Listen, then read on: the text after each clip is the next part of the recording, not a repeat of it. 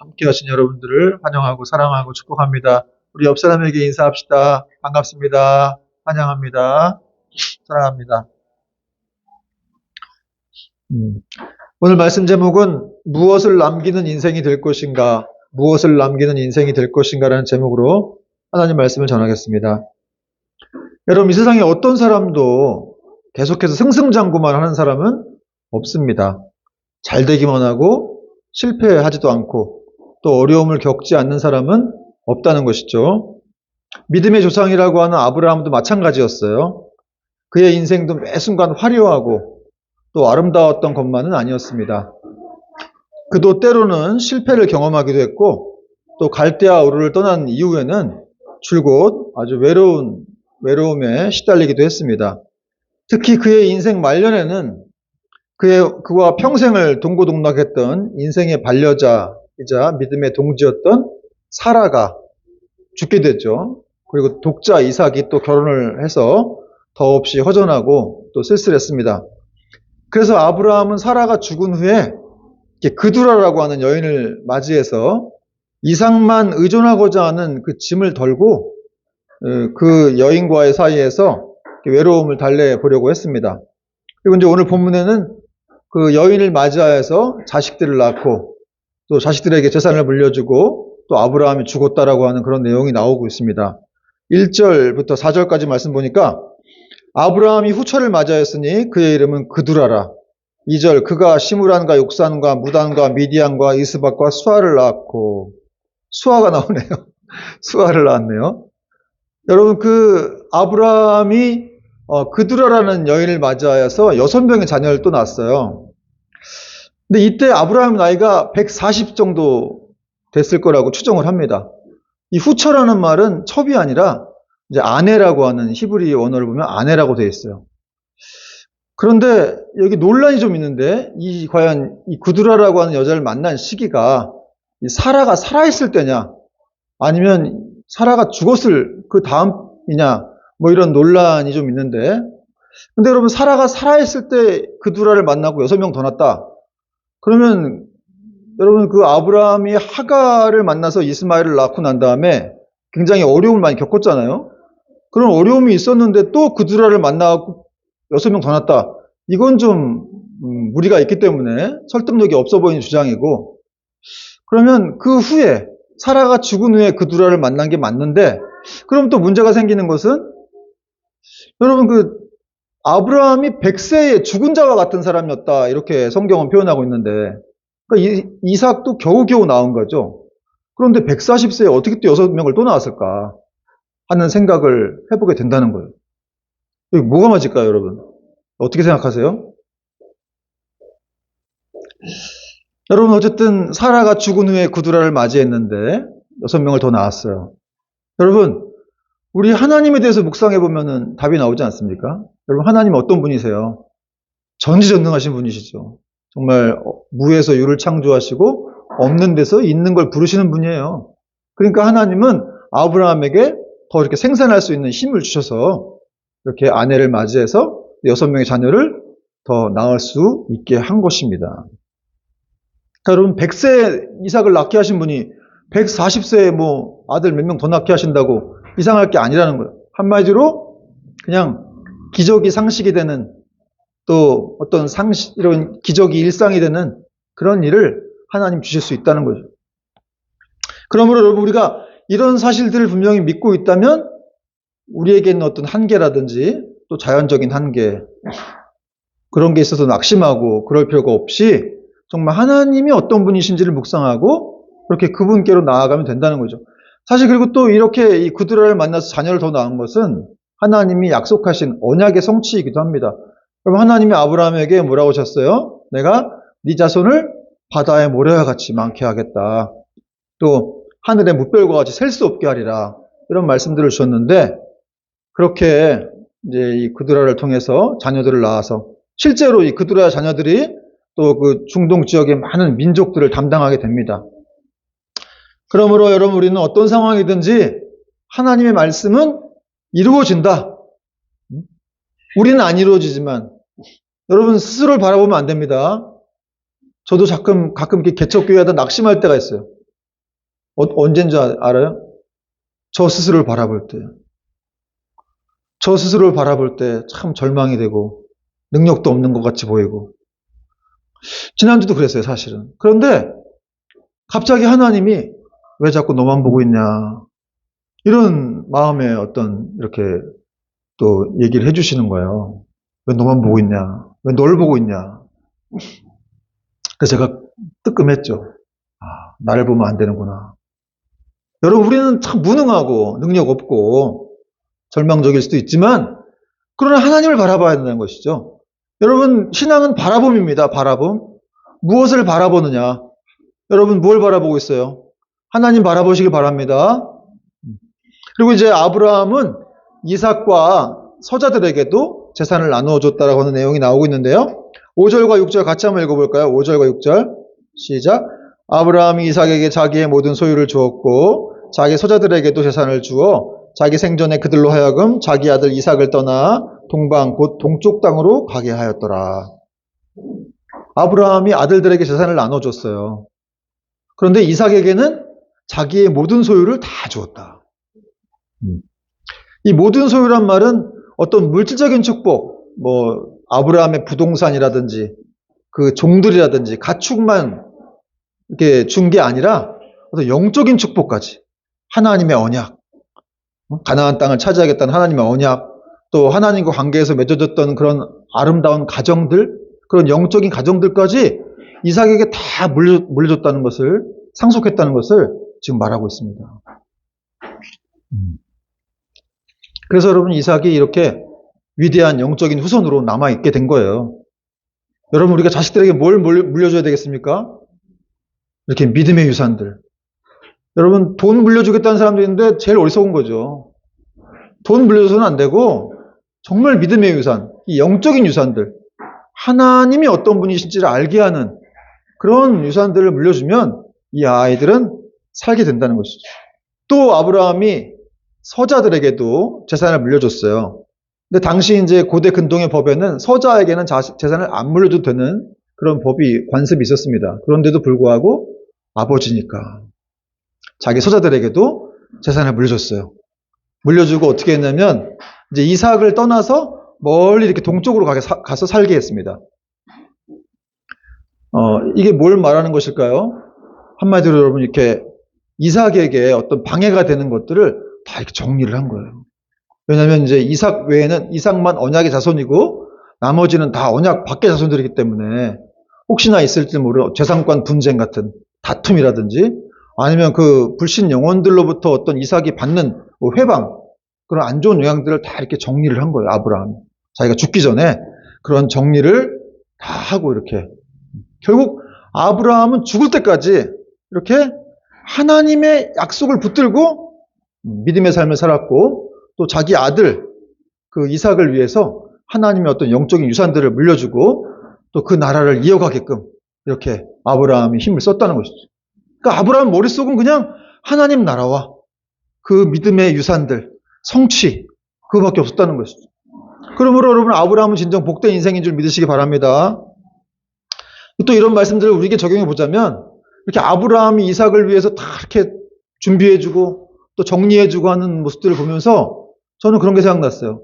야, 하나님이 우리 자녀들을 위해서 다 이렇게 각별히 신경 써주고 보호해주시고 여러분, 우리 눈에 보이지 않지만 세상이 넘볼 수 없는 그런 영적인 어떤 지위들, 권리들을 우리에게 막 주시죠. 그런 유산들을 막 주시고 또 신령한 복들을 우리에게 부으셔서 세상과 철저히 이렇게 구분하게 해주시는 거죠. 하나님이 또 어둠의 권세가 우리를 틈타지 못하도록 하나님이 이렇게 보호하시고 또 그렇게 보호하시는 것을 하나님은 기뻐하신다는 거예요. 여러분, 정말 이렇게 하나님이 우리가 이렇게 신앙생활 이렇게 하고 있고 지금 정도 수준을 유지하고 있는 게 우리 힘만으로 된 게 아닙니다. 하나님이 계속 우리를 지금도 보호하고 계시죠. 구분하고 계시고 세상과 철저히 그 안에서부터 이렇게 지켜주심으로 우리가 지금까지 이렇게 온 것이죠. 아브라함이 이삭을 지켰듯이 하나님께서 우리를 지키시고 있다는 거예요. 또 오늘 7절 보니까 이제 아브라함이 죽은 얘기가 나오고 있습니다. 여러분, 사라가 몇 살에 죽었죠? 127세에 죽었는데 아브라함이 그로부터 한 38년을 더 살았어요. 그리고 이제 175세에 죽었습니다. 7절 보니까 아브라함의 향년이 175세라. 그의 나이가 높고 늙어서 기운이 다하여 죽어 자기 열조에게로 돌아가매. 그의 아들들인 이삭과 이스마엘이 그를 마므레 해족속 소알의 아들 에브론의 밭에 있는 막벨라굴에 장사하였으니 이곳은 아브라함이 해족속에서 산 밭이라. 아브라함과 그의 아내 사라가 거기 장사되니라. 여러분, 아브라함이 175세를 일기로 이렇게 죽었다고 하는 기록이 나옵니다. 근데 어디 죽었냐면 자기 아내를 묻었던 그 해쪽 속에서 샀던 그 에브론의 밭에 있는 막벨라굴에 자기와 자기 아내가 같이 묻혔습니다. 여러분, 어떻게 보면 되게 행복해 보이잖아요? 아내와 함께 같이 무덤에 묻히다. 여러분도 그런 축복이 있기를 바랍니다. 아유, 목사님 아직도 먼 얘기를 벌써부터 하고 그래요. 왜 이렇게 얘기하실 수 있겠는데, 아니, 어쨌든 간에 여러분 같이 이렇게 묻힐 수 있다라고 하는 건 참 그것도 은혜죠. 그리고 여기 향년 175세라는 말이 나오는데, 향년이라는 말이 뭔지 아세요? 향년? 향년이라는 표현이 한평생에 누린 나이, 혹은 이 세상에서 현존하는 횟수를 말하는데, 근데 사실은 이제 히브리 원문의 의미를 보면은 이렇게 돼 있어요. 향년이라고 하는 건 인생의 이렇게 인생의 수명이 한 날 한 날 쌓여서 이루어진 것. 사실 이게 이제 히브리적 사고의 개념인데 히브리인들이 이런 개념을 갖고 있다는 거죠. 그래서 그 히브리인들의 사고가 반영된 그런 표현이라고 할 수 있어요. 인생이란 한 해 한 해가 쌓여서 된 것이 아니라 하루하루가 축적되어서 이루어진 것이다. 여러분, 이런 개념이 우리한테 뭘 말해줘요? 하루하루가 얼마나 소중한지를 알아야 한다는 거죠. 그 하루하루가 소중한지를 모르면 막 살아버리는 거예요. 내일이 또 있으니까. 근데 여러분, 그렇게 낭비할 게 아니라는 거예요, 사실은. 하루하루가 얼마나 소중한지, 이걸 정말 믿는 사람들은 하루하루가 너무 새롭겠죠, 맨날. 내 하루하루가 쌓여가지고 내 인생이 이렇게 축적되어 나중에 이렇게 하나님 앞에 가게 되는구나. 그러니까 이런 개념이 없으면 한 해 한 해만 생각하는 거죠. 그런 사람한테는 연말연시가 제일 바빠요. 연말연시만 되면 이제 어이구 그 다음 해로 넘어가니까 또 이제 그동안 살아온 거 돌아봐야 되고 또 다음 해도 좀 계획도 해봐야 되고 그리고 송구영신 예배 가가지고 또 계획하죠. 그러나 또 작심삼일이죠. 3일 만에 또 다 이렇게 포기가 되는 그러다가 인생이 그냥 이렇게 70년 80년 갈 수가 있는 건데 여러분 오늘 이런 메시지를 통해서 이 하나님께서 정말 우리에게 하루하루가 얼마나 소중한지 깨달아라 하는 그런 말씀을 우리가 또 알고서 우리가 정말 소중하게 그렇게 하루하루를 보내야 되겠습니다. 그리고 자신을 또 하루하루 이렇게 하나님 앞에서 비춰봐야 한다는 것이죠. 또 아브라함이 나이가 높고 늙어서 기운이 다해 죽었다고 말하고 있는데 이 말은 아브라함이 하나님이 허락하신 연수를 다 채우고 이렇게 아주 만족스럽게 살다가 최종적으로 마감했다 이런 말이에요. 그러니까 허송세월 175년이면 긴 세월이잖아요. 그 세월 동안 도대체 뭘 하나 이런 생각이 들 수도 있는데 허송세월 보내지 않았다는 거죠. 긴 세월을 갔지만 그러나 이룰 거 다 이루고 아주 만족스럽게 죽음을 맞이했다. 기운이 다했다. 이런 표현이에요. 여러분 늙으면 소망이 없을 거라고 생각이 되는 경우가 많죠. 그렇잖아요. 지금 뭐 100세 인생이라 해가지고 은퇴가 66세, 65세면 그 다음부터 뭐 하지? 이런 생각을 하게 되는데 여러분 아브라함은 안 그랬다는 거예요. 하나님이 함께 하시는 인생이었기 때문에 그는 늘 끝까지 175세까지 아주 만족스러운 인생을 살면서 죽었다는 것이죠. 여러분 우리도 이렇게 하나님이 은혜 주시면 만족스럽게 살다가 죽을 수가 있는 거예요. 여러분이 늙음을 두려워하지 말기 바랍니다. 그리고 사실은 또 서양의 속담도 있지만 모든 나이에는 거기에 즐거움이 있다. 이런 표현이 있어요. 여러분 50대에는 50대의 즐거움이 있고 60대는 60대의 즐거움이 있습니다. 30대에 30대의 즐거움이 있죠. 모든 나이엔 다 즐거움이 있다는 거예요. 그러니까 그걸 깨달아서 우리가 어떤 나이든지 하나님 앞에 잘 서 있으면 된다는 거죠. 그리고 감사하고 그냥 그 나이를 즐기면 되는 것입니다. 아브라함이 그렇게 정말 만족스럽게 인생을 마무리했습니다. 그리고 어떻게 했습니까? 죽어서 자기 열조에게로 돌아갔다. 이게 진짜 중요한 것이죠. 여러분, 이렇게 정말 잘 살다가 자연사하고, 그 다음에 하나님이 부르셔서 그 천국으로 간다라고 하는. 그러므로 여러분, 이보다 더 복된 인생이 어디 있겠어요? 그렇지 않습니까? 여러분, 아브라함이 75세에 이렇게 하나님 부르셔가지고 또 하란을 과감하게 떠나서 하나님의 약속과를 맺고 또 이 가나안 땅에서 아주 아름다운 그런 믿음의 삶을 살았죠. 그리고 이제 하나님이 이렇게 부르셨어요. 잘 살다가 이제 하나님 부르셔가지고 그 나라로 들어가게 된 거예요. 그러니까 이 땅을 떠나는 순간 바로 하나님 나라로 연결되어서 그는 천국에 들어가는 인생이 되었습니다. 그러므로 여러분, 이보다 더 행복한 인생 결말은 없다는 것이죠.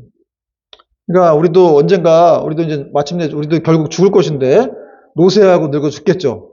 그때 여러분, 내 인생은 과연 언제 끝날 것인가 이렇게 보면 죽음 막 두려워하고 걱정하고 이런 인생을 살 필요가 없다는 것이죠. 왜냐하면은 성도가 어떤 존재입니까? 우리는 돌아갈 곳이 있는 그런 존재들이기 때문에 그렇다는 거예요. 그러니까 여러분, 안 믿는 사람처럼 막 언제 죽을지 걱정하고 막 두려워하고 뭐 병 걸렸다고 뭐 그냥 두려워하고 이런 사람들이 아니라는 거예요. 우리는 돌아갈 곳이 있는 사람들이죠. 그게 중요한 거예요. 지금 아브라함이 자기 열조에게로 돌아갔다. 믿음의 선진들이 있는 곳으로 갔다. 이렇게 말씀하고 있다는 거죠. 돌아가면 누굴 봅니까? 여러분 하나님 보고 싶으세요? 천국 가면 하나님 볼 수 있습니다. 그렇게 우리가 사모하는 예수님을 볼 수가 있는 거예요. 여러분은 가족들도 사모하는지 모르겠지만 정말 하나님을 그렇게 사모하는 분들이 있어요. 그런 분들은 천국 가길 소망하죠. 처음 하나님 바라보고 그 영광의 하나님 바라보고 또 거기에 먼저 간 믿음의 선진들을 만날 수 있겠죠. 우리 사랑하는 우리 아버지, 어머니 믿으신 분들이라면 천국에 가 계실 텐데 그분들을 만나는 그런 영광이 있다는 거죠. 따라서 여러분, 우리가 아브라함처럼 긴 생애를 살든지 아니면 예수님처럼 33년, 스테반처럼 뭐 35, 40대 초반 이렇게 살든지 간에 중요한 거는 어떻게 살든지 정말 하나님의 뜻을 이루면서 우리가 인생을 어떻게 살아가는가, 이게 중요한 거예요. 아주 작은 일이라고 할지라도 하나님이 내게 맡겨주신 일을 잘 사명을 감당하며 살아가는 것이 진짜 중요한 거지. 이 땅에서 뭐 큰일 이루고 뭐 그러지 못했다고 해서 막 괴로워하고 그럴 필요가 없다는 것이죠. 여러분, 지난주도 한번 말씀드렸지만 가정주부로서 아이 하나 잘 키우는 게 하나님 맡겨주신 사명이라면 그거 하다 가면 되는 거예요. 아이 키우는 게 쉬워요? 얼마나 어렵습니까? 제일 마음대로 안 되는 게 아이 키우는 거 아닙니까? 그래서 우리는 하나님을 의지할 수밖에 없게 됐는데 정말 아이를 보면 정말 하나님이 살아계신 것 같아요. 그런 게 느껴져. 아, 이 아이를 보면서 내가 하나님이 나를 이렇게 사랑하시겠구나, 그것도 알게 되고, 또 아이가 마음대로 안 되는 거 보면서 정말 하나님이 이렇게 또 하셔서 내가 더 하나님을 의지하게 하시려나 보다 하는 것도 깨닫게 되고, 정말 아이가 주는 이 축복은 엄청나게 큰 것 같아요. 정말 아이는 우리의 거울이고 우리를 성장시키는 그런 축복의 도구입니다. 여러분, 이제 아브라함은 죽었지만 또 하나님이 이삭에게 복을 주셨다고 말씀하고 있는데요. 11절 말씀, 아브라함이 죽은 후에 하나님이 그의 아들 이삭에게 복을 주셨고 이삭은 부엘라 헤로이 근처에 거주하였더라. 여러분, 아브라함은 죽었어요.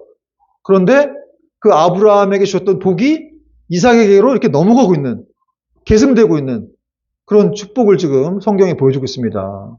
여러분, 이거보다 더 큰 복이 어디 있겠습니까? 우리의 믿음이, 우리의 영적 유산이 아들에게 넘어가는 거죠. 그보다 더 큰 복이 어디 있겠어요, 그죠? 그래서 이렇게 이삭이 정말 잘 서 있게 된 거 아니겠습니까? 여러분, 우리의 영적 유산이, 이 축복이 우리 아들들에게로, 자녀들에게로 넘어가는 은혜가 있기를 바랍니다. 그게 가장 큰 복이에요. 그래서 하나님 만나고 그 아이가 정말 하나님을 의지하며 살아가는 그런 인생이 된다고 하는 자체가 그보다 더 큰 축복은 없습니다. 여러분, 뭐 똑똑하고 세상적으로 잘나가지고 뭐 밖에서 성공하고 그럼 뭐 하겠어요? 하나님 모르는데. 그런 사람도 굉장히 많습니다. 정말 생각보다 너무 많더라고요. 엄마 아버지는 교회 열심히 다니는데 자녀들은 또 다니다가 또 뭐 잘 돼갖고 안 다니기도 하고. 하여튼 막 그런 일도 있고 진짜 참 이해할 수 없는 일이 벌어지는데, 아니 엄마 아버지가 그렇게 열심히 믿음 생활하고 하는데도 왜 자녀는 저렇게 되는 걸까 하는 생각, 물론 그렇게 하다 돌아올 수도 있고 한데 안 돌아올 수도 있는 거죠. 참 알 수가 없어서 참 자녀들에게 신앙 유산을 물려준다고 하는 것은 얼마나 중요한 일인가. 두렵기까지 하죠. 여러분, 이 신앙이라고 하는 건 어쨌든 하나님과의 앞에서 1대1의 관계예요. 누구도 그 앞에, 이 심판대 앞에 누구도 설 수가 없는 거죠. 나는 나대로 쓰는 거고 자녀들은 자녀대로 쓰는 겁니다. 그러기 위해서는 정말 하나님을 어떤 분으로 만나야 할지를 우리가 잘 가르쳐야 한다는 거죠. 그래서 나중에 우리 자녀들을 천국에서 만난다면 얼마나 기쁘겠어요. 너무너무 감사하죠. 만약에 우리는 갔는데 우리 누군 못 갔다 이러면 진짜 막 가슴이 철렁하는 거죠. 그렇죠? 여러분 그렇기 위해서 물론 하나님이 택하신 그런 영혼들이 있고 또 그 영혼들을 하나님이 이렇게 일하시게 하겠지만 우리가 그들을 맡은 이런 청지기로서 우리가 영혼들을 관리하고 또 아이들을 양육하고 말씀으로 키우는 건 굉장히 중요합니다. 자, 이제 12절부터는 마지막으로 이제 이스마엘에 대한 족보가 나오고 있어요. 12절 보니까 사라의 여종 애굽인 하갈이 아브라함에게 낳은 아들 이스마엘의 족보는 이러하고 13절 이스마엘의 아들들의 이름은 그 이름과 그 세대대로 이와 같으니라. 이스마엘의 장자는 느바요시요. 그 다음은 게달과 압부엘과 밉삼과 그러면서 이제 이스마엘의 족보 그의 후손들이 쭉 나옵니다. 그리고 17절에 보니까 16절에 이들은 이스마엘의 아들들이요 그 촌과 부락대로 된 이름이며 그 족속대로는 12 지도자들이었더라. 이스마엘은 향년이 137세의 기운이 다하여 죽어 자기 백성에게 돌아갔고 이스마엘에 대한 족보가 나오고 있는데 이스마엘은 137세에 죽었습니다. 여러분 이삭은 몇 살에 죽었을까요? 이삭은 180세에 죽었습니다.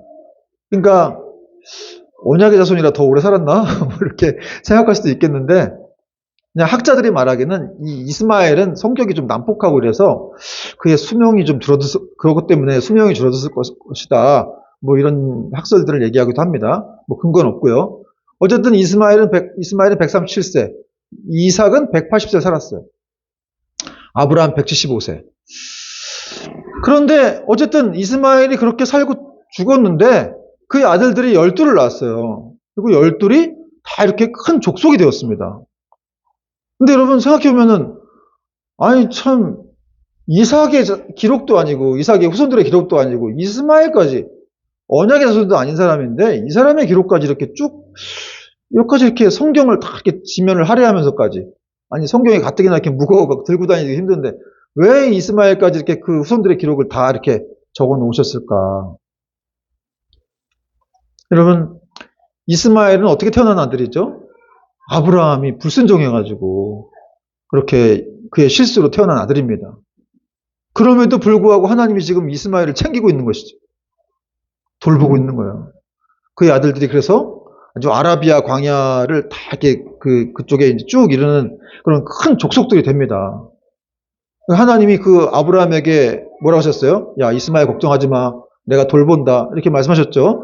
진짜 그의 언약대로 그 아들들을 돌봐가지고 큰 민족을 이루게 하셨다는 거예요. 여러분, 여기서 우리가 알 수 있는 건 뭐예요? 하나님은 자기 백성들이 이렇게 불순종하고 실수를 했다 하더라도 그 실수까지도 사랑으로 덮어주시는 분이다. 또 모든 걸 합력해서 선을 이루게 하신다. 그런 분이라는 것을 볼 수가 있고 또 하나님은 언약의 자손이 아니더라도 믿는 사람이 아니더라도 안 믿는 사람들도 다 돌보시고 그들을 챙겨주시는 분이라는 거예요. 그러면 그런 생각을 할 수가 있겠죠. 아니 그럼 뭐야? 이삭의 자손, 언약의 자손도 다 축복하시고 안 믿는 사람 다 축복하시면 그럼 뭐 다 똑같은 거야? 뭐가 차이가 있어? 이렇게 생각할 수가 있겠죠. 차이가 있습니다. 여러분 언약의 자손들은 이렇게 이 땅에서 축복을 받고 또 그 후에 갈 곳이 있잖아요. 돌아갈 곳이 있잖아요. 그런데 언약 밖의 자손들, 이스마엘 후손들은 돌아갈 곳이 없다는 것이죠. 그러나 어쨌든 이 땅에 사는 동안 하나님은 그들을 돌보신다는 거예요. 어쨌든 중요한 거는 하나님께서 이렇게 불순종하고 또 불신 영혼들도 다 챙기시고 그들을 축복하신다는 거.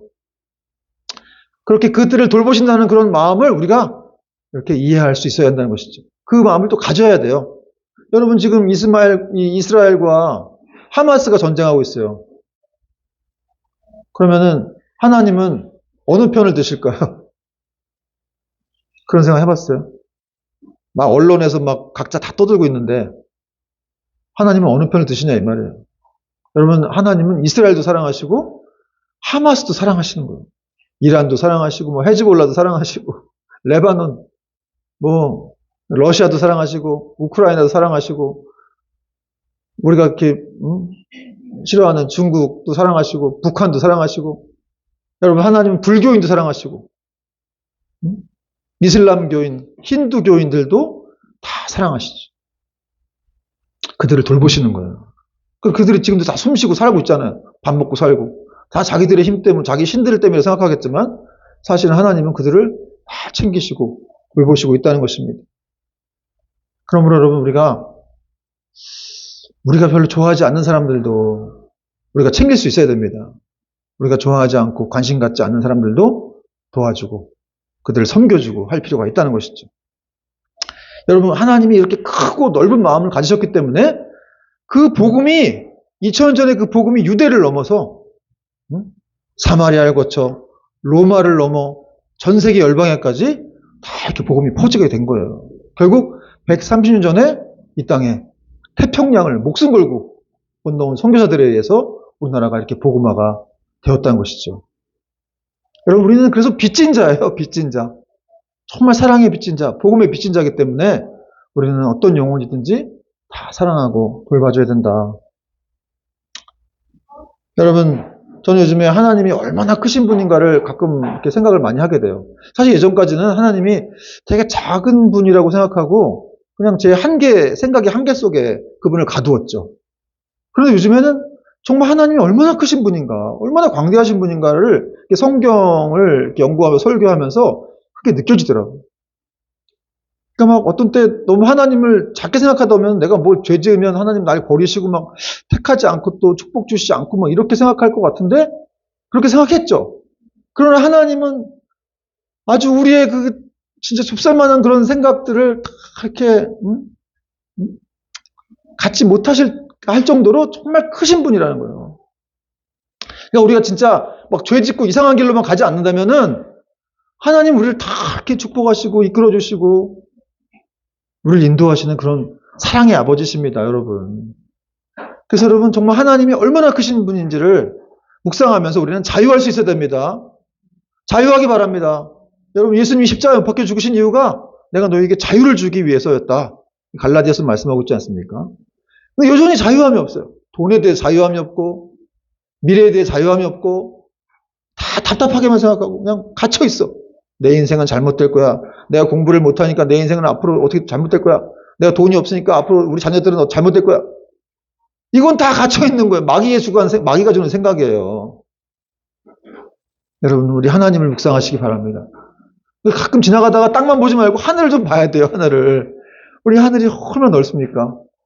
그 하늘을 지으신 그분, 우주 만물을 창조하신 그분을 우리 아버지로 두고 있다는 사실은 우리가 더 시각을 넓혀야 한다는 그런 또 생각을 갖게 합니다.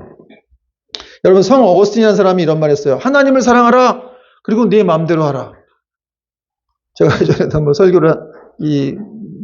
얘기하고 설교를 한 적이 있었는데, 예전에. 하나님을 사랑하라. 그리고 네 마음대로 하라. 여러분, 하나님을 사랑하는 사람에게 자유함이 있습니다. 그러나 그 자유는 책임이 있기 때문에 그 궤도를 벗어나진 않아요. 그러나 아주 이 하나님을 사랑할 때 오는 담대함과 그 큰 기쁨, 자유함이 있어요. 그걸 우린 누려야 됩니다. 아브라함은 그런 사람이었습니다. 아브라함은 진정으로 자유함이 있었고 하나님이 어떤 분이신지 알았고 그분과 함께하는 인생은 정말 끝까지 만족스러운 인생을 살게 되는 그런 인생이라는 것을 아브라함은 알았어요. 그래서 하나님 나라를 위해서 열심으로 그는 달려갔습니다. 여러분, 아브라함은 죽었습니다. 그러나 그는 진정 복된 사람이었죠. 끝까지 하나님의 어떤 비전과 약속, 그 성취를 위해서 믿음으로 살았던 사람이었기 때문에 그렇습니다. 여러분, 어떤 사람이 복된 사람입니까? 이 땅에서 부자로 살다가 잘 먹고 잘 살고 그렇게 죽으면 복될까요? 여러분, 그렇지 않습니다. 아브라함과 같이 하나님의 나라와 그 약속을 위해서 살면서 아주 작은 일을 할지라도 하나님이 시키신 그 일들을 하다가 아버지께로 가면 그 인생이 바로 복된 삶이라는 거예요. 여러분, 아브라함의 삶에 남아있는 흔적은 오직 약속과 믿음의 성취였습니다. 그러므로 아브라함이 죽었지만 그 뒤에 남은 것은 바로 쓸쓸한 무덤이 아니에요. 한평 남짓되는 어떤 그런 허무한 그런 공간이 아니라 하나님의 약속을 바라보며 본향을 바라본 한 믿음의 사람의 죽음이었다는 것이죠. 비록 그가 실수도 있었고 인생의 그림자도 많이 있었지만 그가 지나간 자리에는 그에게 나타나신 하나님의 크심과 그 자신을 그렇게 그 크심의 믿음으로 던졌던 그런 모습들이 그에겐 남아 있습니다. 여러분, 우리도 우리가 지나간 자리에도 하나님의 크심과 그 광대하신 사랑에 우리 자신을 맡길 수 있는, 믿음으로 맡길 수 있는 모습들이 남아있게 되기를 주님의 이름으로 축원드립니다. 여러분, 아브라함과 이삭이 그 구속시대, 하나님 나라 구속시대 역사의 주역이었듯이 지금 현 시대, 우리가 바로 이 시대의 하나님 나라의 주역들이에요. 여러분, 누가 뭐래도 여러분이 주인공들입니다. 이 구원 역사의 무대에 여러분이 중앙에 서 있는 것이죠. 그리고 이제 영국의 막이 내릴 때 우리는 하나님 나라로 가게 되겠지만 그때까지는 우리가 주역으로서 하나님 나라를 위해서 더 열심을 품고 믿음으로 나아가야 된다는 사실입니다. 또 이런 한 주가 될 수 있기를 주님의 이름으로 축원을 드립니다. 아멘.